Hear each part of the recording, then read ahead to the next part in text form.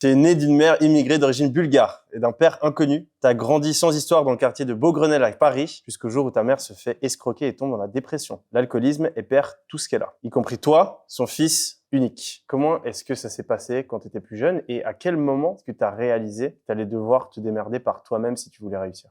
Très vite, donc très tôt, à l'âge de 12 ans, quand ma mère s'est fait escroquer et a perdu globalement tout ce qu'elle avait, j'avais deux choix qui se sont ouverts à moi. Choix numéro un, qui est le choix malheureusement que 99% des gens vont prendre, et c'est se laisser porter par la vie, et on verra où ça nous mène, et on est placé en famille d'accueil et on rentre dans ce rouage un peu de enfant social et un peu cas social, hein. C'est un peu c'est une joke quand on dit cas social, mais c'est une réalité, quoi. Et à droite un peu le chemin qui est un chemin que moi j'ai voulu prendre, qui est le chemin de ça va être très difficile, ça va être très long, mais on va se battre.